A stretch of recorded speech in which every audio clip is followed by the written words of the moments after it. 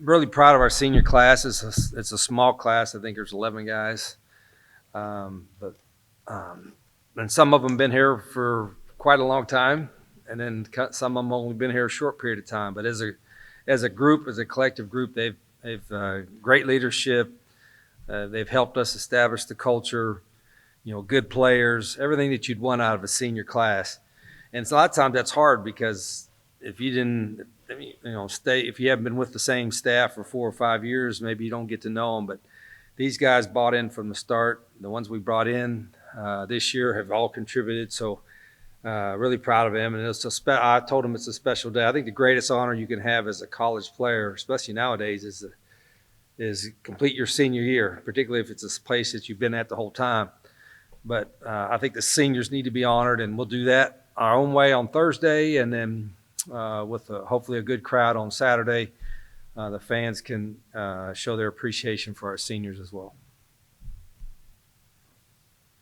With this unique, the unique situation and transitioning up, do you think the senior day might be a little more meaningful for you than some of the past, watching what these guys have accomplished? Yeah, that in a lot of ways, not only in the help in the transition, but these guys have been in a temporary home for 2 years now, and so they won't get to use the new building. Hopefully they'll come back. They can always come back and work out, whatever. But they've been in a temporary home. They had a transition, weren't able to go to the playoffs last year. We're still hopeful that they could get to a bowl game for this year, and they can be proud of the fact that, hey, they were the first Jack State football players to be in a bowl game. So that's one of our hopes as well. But they certainly have helped, and I told them they'll go down in history as a class that made a great impact in this transition from FCS to FBS. I mean, just having two seven-tier guys on the team. We talked about it preseason, but just what's that been like? Yeah, it's really unique, and there's a couple around the country, and we got two on both sides, one on both sides of the ball that have played good football, but more than anything, they've been really good leaders. And I've always said, when practice is going on, when we have meetings, that I'm not worried about his leadership then. That's what the coaches are there for.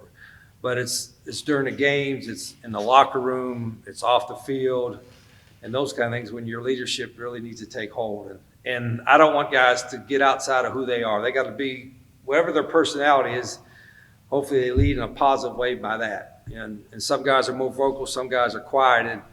And Zion and J-Roll, they're kind of quieter guys, but they're got a lot of respect because how they worked, what they've been through, all the trials and tribulations. I guess if you're a college player for 7 years, you got a lot of stories.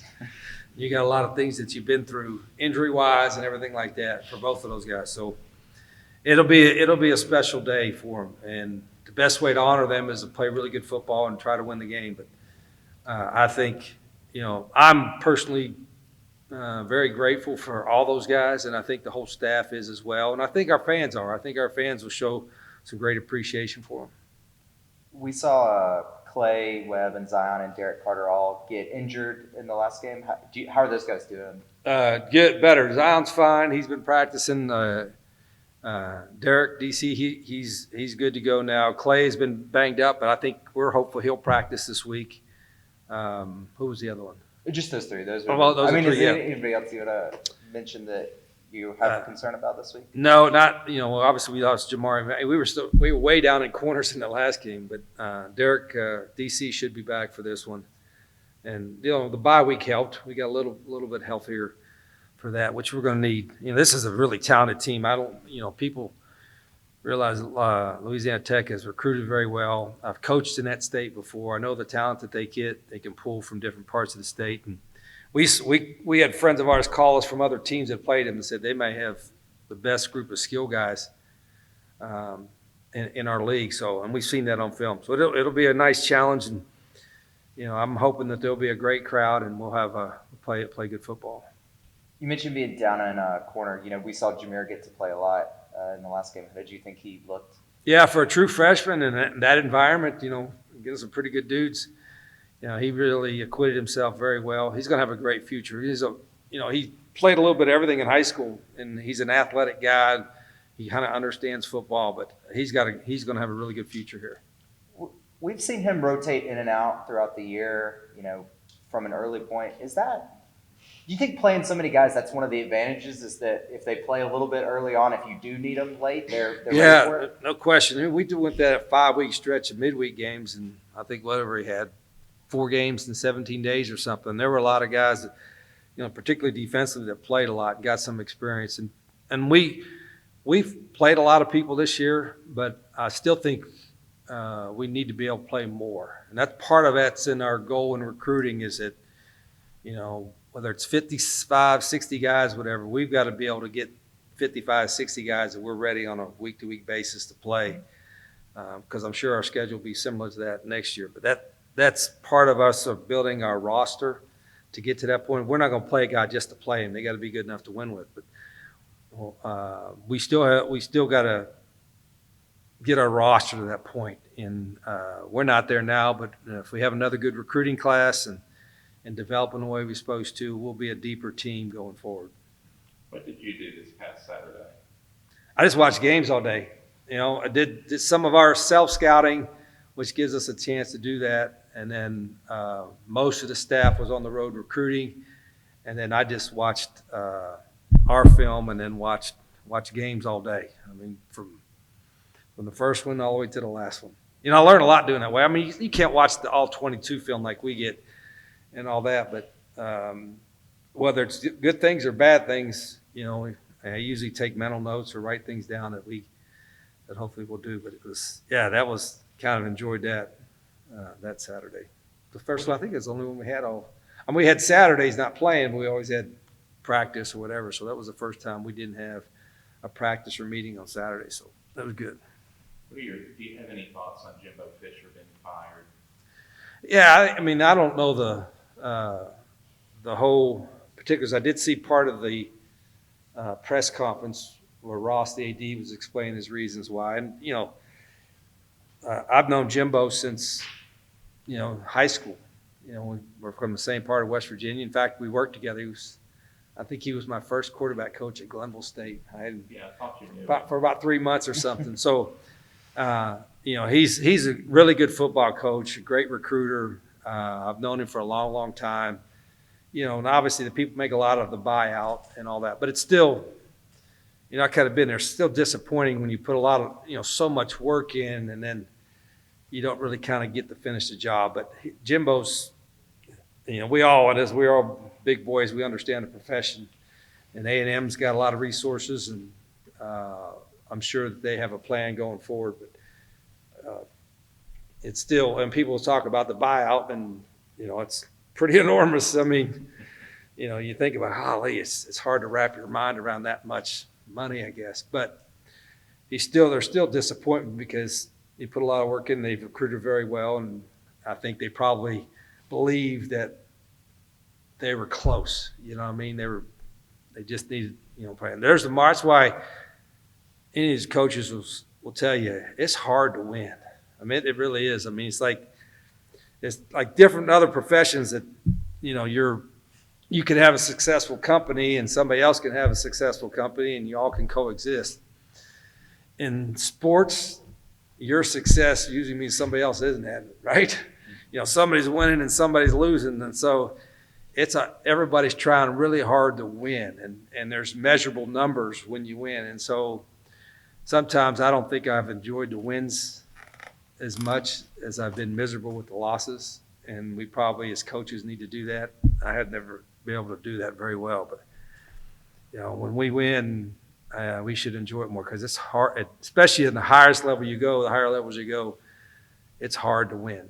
So I don't know, I was kind of off track to your question, but You're fine. yeah. We've seen Perry. I mean, we've seen a couple guys kind of step into that number one receiver role for y'all. But what does Perry bring to that spot that maybe has helped him kind of be there more consistently lately? Yeah, he's one of our fastest guys. He's got a good feel for the game. His dad's a coach, and he's been around us for a couple years. Obviously a year in Monroe and then a while here, and so he's playing his best football. He's got a really good knack about, route running and got good ball skills. And so I've been really proud. And we have, purposely, we get opportunities or matchups or things we like with Perry. He's one of the guys that do want to try to get the ball to as many times as we can. Did you think, just to go back to really all the games, but the South Carolina game specifically, how much the defense was able to win on third down, and with how many guys were able to make plays? Did you realize how good this defense might be coming into this year? Well, I thought we were, if you remember, I thought we were pretty athletic. I just still didn't think we were as big as we needed to be, and I still don't. We're not as big as we need to be or will be, but we're pretty athletic, and they play hard.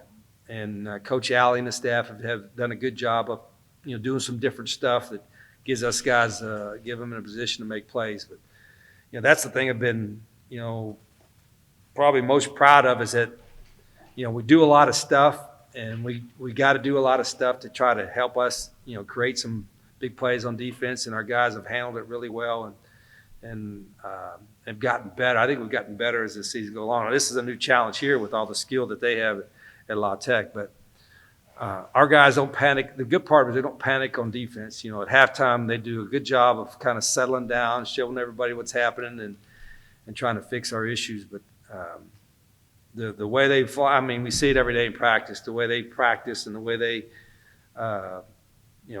play really hard, it helps us. Is that not panicking, is that something maybe this team was always going to be that way, or do you think that's something this group learned because y'all had so many close games early? Yeah, I would hope it's our level. I always say you always default to your level of training. So when things, it's inevitably things kind of get settled down in every game, but you settle down to where your level of training, which goes the way we practice.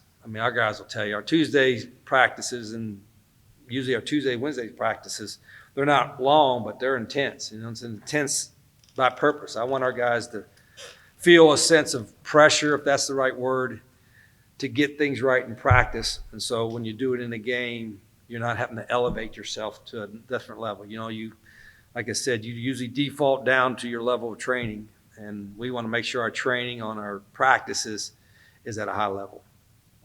It didn't seem like you would have this luxury kind of with injuries and everything, but you've had a couple of games with all three of your starting running backs. How much does that help?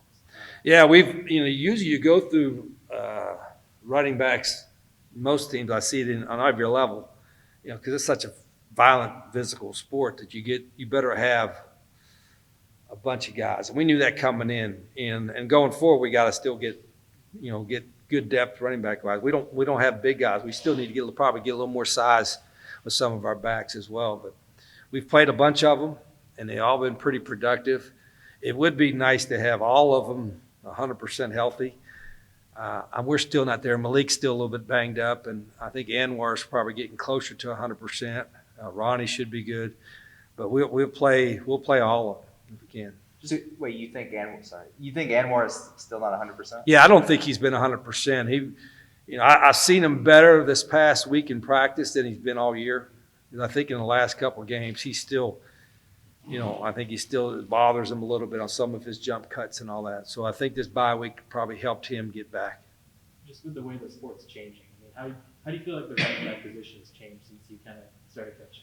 Well, it's like in an NFL. They've complained because they're not getting paid much, but there's some really good ones that are really dynamic, and those are the ones that are going to get the money. But it's not that they're not good players. It's just there's so many of them that you can probably get the same production out of a lot of guys. And so now we feel, obviously everybody's important, but we feel at the same time is that if we get one running back that's a first-round draft pick, boy, he's going to get most of the carries, right? But we've got all of them that are really good players, and we ask them to do a lot. We ask them to catch a ball, block, obviously run, and we got a lot of different run schemes. But I think you always got to have a deep stable of running backs. And a lot of times we want to play two at the same time. We haven't really been able to do that this year because they've been banged up so much. But everybody, you got to have them. And we've repped a whole lot of guys. I think we've repped 6 or 7 guys at running back during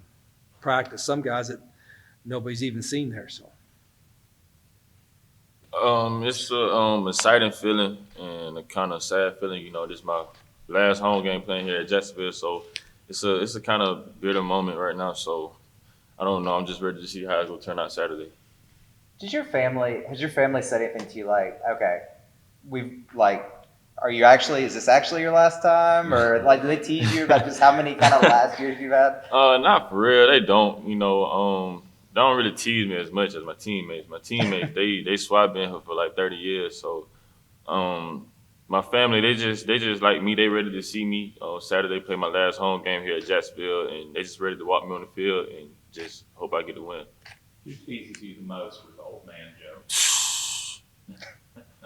It's so many I can't even tell you. It's everybody for real. So I can't really tell you who the particular person is. So I don't know. What's What's been the biggest difference for you this year? Just in terms of how you've played, has it been mental stuff? Has it been physical stuff you've been able to do? What's been different this year? This year I would say mentally, you know, because you know I've been playing this game for a long time, and then this is my second year under Coach Alley. You know, I finally got the understanding of his defense. You know, so I feel like this year was more mental. Then I had to put like a lot of younger guys in position to help them make plays. You know, so I feel like this year was more mental than physical. Last year was more physical. I was just going off my athletic ability, and this year I know more of the defense and what it takes. You know, like what I need to do, what the assignment I need to do, and where I need to be. What does Zach ask you to do that maybe in the past? I guess what's different about sort of running his defense than other defenses? His defense is crazy. You never know. You know, we seeing hot pressure here and there. You know, man. You know, zone. You know, so his defense very confusing. You know, we come up with new things every week. So I feel like he's a great defensive coordinator by keeping the opposing team confused. You know, by throwing different defensive coverages and pressures at them. You said that you had talent at the beginning of the season, but just seeing the actual numbers that your defense has put up, just what's that been like? It's great, you got everybody, you just can't depend on one group, everybody dialed in, the D line, they balling, the linebackers balling, and the back end balling. So I feel like all of us finally click, once we all click, it made everything better and everything went way smoother. What did you think of the way Jameer played at South Carolina? He did great. And it was his birthday. So Oh, really? yeah, he did. Oh, he said Jameer. Jameer. I'm sorry. I'm sorry. But um G, he's gonna be that guy. In a couple years, everybody go know him. He's a young guy, but plays like an older guy. And I feel like South Carolina, that was a game for him to go out and get his feet wet, and he stepped up to it and he handled business. Not many young people can do what he did. So I'm very proud of him, and I hope he be that guy that I think he's going to be in a few years. Are there moments, maybe early in the season or during fall camp, maybe things you saw him struggle with that you've seen him just already, mistakes he was making that he's already kind of learned how to correct? Yeah, of course. Coming in as a freshman, coming to play college ball, it's a lot to learn. And then especially playing under one of the best defense coordinators in the nation, it's a lot of packages and a lot of players that you got to learn. And then coming from high school, it's kind of hard to adjust to the college because everything moves faster and you got to learn more of your job. So I feel like it's a blessing that he got to learn it, and it's a blessing that I was here to help him and other older guys to help him get in the position that he is today.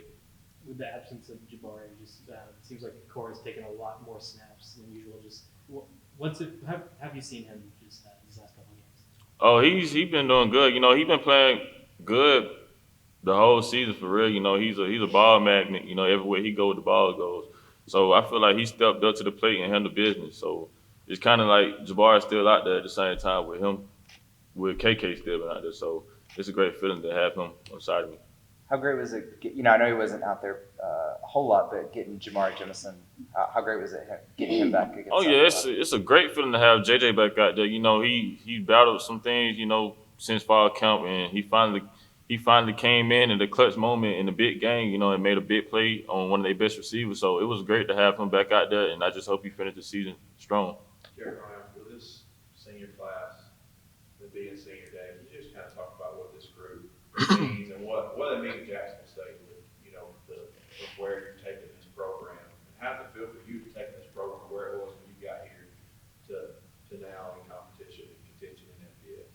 Oh, it feels great.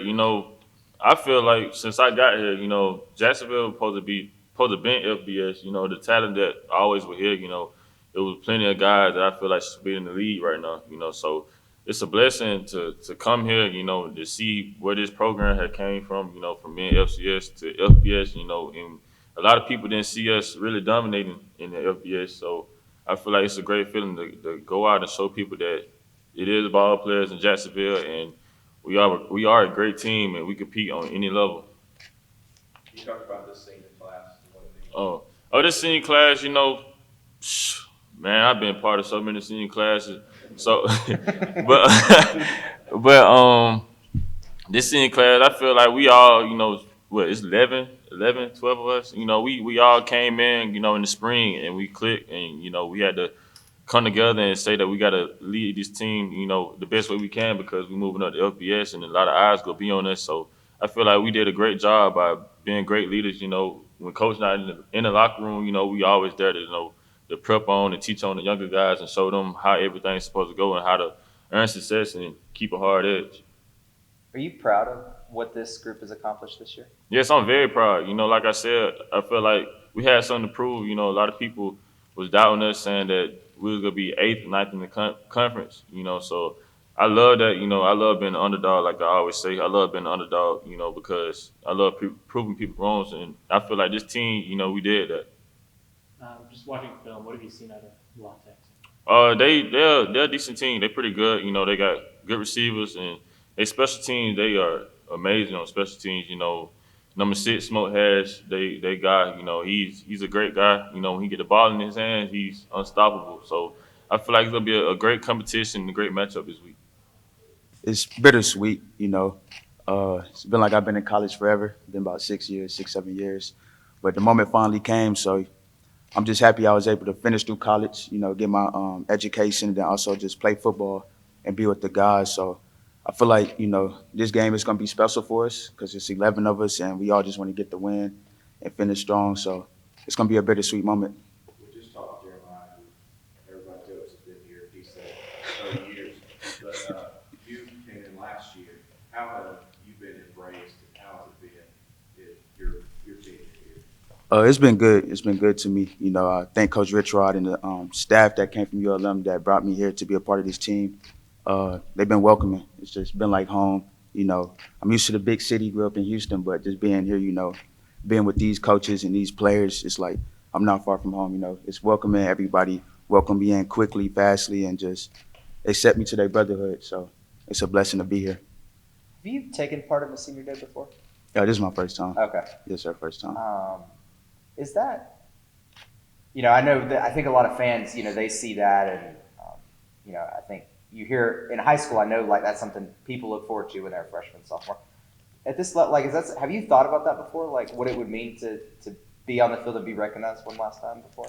I haven't really thought about it since I've been in college. I remember Coach brought it up last week, so it did bring me back to my senior year in high school when my mom and dad was out there. So it was a special moment, not just for me and the team, but also for my family, So they're coming down here for this game. And it'll just be like, a good moment because my dad, he couldn't make it out to any games this year. So this will be his first game, which will be my last home game in collegiate football. So that'll be a blessing. But I haven't really thought too much on it. But, it's here. It's finally here. So got to go out strong, finish strong. How special would that be to be able to play in front of your dad? Oh, it'll be special because he was at Louisiana Monroe for my sophomore and junior year. So having him on the sideline was a big part of my game, and it was a blessing. So for him to be able to watch this game, which is my last home game, it's going to mean a lot to me. So I'm going to try to do the best I can, make him happy too. So. You talk about your dad and just the way that he was a baller back then too. How much does it mean for you, just growing up with him, just, and now being at this level as well? It means a lot because, I looked up to him, whether he knows that or not. I looked up to him. He played at Southern Miss, had a couple years in the league. So he's always been an idol to me, him and my mother. And it just brings me back to those moments, from middle school through high school, taking me out in the backyard or to the little middle school that's like 5 minutes from my house to train, do little drills, DB drills, receiver drills. So I think about that every time, like before I play a game. He put me through all the work. So when the moments come, I'm not, nervous or anything like that. So it just brings up all those moments with my dad and my mother as well, because he was out there too, recording or whatever she was doing. But you know, it's a special moment. And to be able to have a father who played in it and knows what I'm going through mentally and physically, it just helps me even more. So I'm happy he's able to watch this last game, and I'm happy, you know, for him to be my father. When you were thinking about coming here, there had to be just, I'm guessing there was some part of you that wondered you knew some of the coaches, but how's it going to go? How's the season going to be? This is going to be the first year at the FBS. I imagine you had some of those conversations with people, right? Yeah, coming from FBS to go to FCS, you know, it was a hard decision. You know, I spoke to my parents and I was like, you know, every kid, you know, when you think about coming out of high school, you want to go FBS, D1, of course. So it was still D1, but I was like, you know, I don't know if that's going to help me or if it's going to, you know, make it harder to get to where I want to try to get to. But, you know, I trust the coaching staff that's here, and then, you know, they talked to me about it. As long as you put good stuff on tape, you know, and then the coaches had great connections, you know, everything could work out. So I didn't think too bad on it after I started, you know, looking up, you know, about the school information. And a lot of players, you know, came from this school, from the FCS level, went to the league. So I feel like anywhere you are, as long as you do what you need to do, you can make it. So once I came here and seen what we did last season, I was like, you know, it's no big deal. Like, we doing better than what we did before. So then now us being FBS even helps even more, and you know, we making noise. So Would you describe this season as a success? Yes, I would describe it as a success. You know, it's always room for improvement. Felt I could have did more as a player individually, but I feel like this year is a success, especially me coming back from my Achilles injury. You know, it took me a little while. That's why last year I felt I wasn't like the same player I used to be, but this year I feel like I'm more of myself, you know, healing each day. So I feel like each day I'm getting better and coming back to what I was. So Is that maybe the biggest difference? I don't know. It feels like to me you've been a little more explosive, a little more consistent the last month than maybe early on. Is that a health thing? Yeah, probably a health thing, you know, and just getting confidence. You know, the beginning of the year, you know, we ran the ball a lot because, I mean, we was tearing up in the run game, so I understand that. So, you know, once you don't have the ball in your hand, it's kind of hard to have your confidence. You know, you try to carry it from practice and training to the field, but you got to get that in-game feeling to really, you know, build your confidence. So once you start throwing it, everybody start getting the ball, you know, our confidence built. So now I feel like, okay, like, I know who I am, remember who I am. So Just watching film, what have you seen from Watt Tech so far? pretty good team. You know, they're a pretty good team. You can't doubt them because their record, you know. So we still got to prepare this week like any other week, you know, and finish this game strong. We got a good idea of what they like to run a lot on defense. So, you know, we're going to come out, do what we do. We have a good game plan and, you know, hopefully have a win Saturday night. Do you ever go against Jameer in practice? No, I never went against him. Okay. You know, I did outside receiver in the spring a lot, but he wasn't here yet, so I haven't had a chance to go against him. But he's a good corner, though, especially for a young guy. He's a really good corner. How tough is it for just guys like that, freshmen, to suddenly be like, oh, starter's out, suddenly you got to go in? Oh, yeah, I can't even imagine. I know that has to be a hard task to take upon, especially being at this level. Like, we play some good teams, so it's not like you just, you know, you can't say it's like high school because, you know, high school you have some of those teams they're really not, you know, talented. But everybody we played this year has been a talented group. And then especially him coming out and starting that South Carolina game, you know, that's Power 5 football, and he held his own. So that really shows, like, the type of player he is. So he's just going to be dangerous next year. He's going to make a name for himself. Do you mind if I ask who's on your necklace? Yes, this is my baby cousin. She, yes, sir. She passed away a long time ago, but Oh, I'm sorry about that. there's no problem. Is that, I don't know, I guess probably a good reminder Oh, for yes, you sir. to just, I take it with me everywhere. So on the back it says "Hold me down," so I just know, you know, she watching over me. what was her name? Kennedy.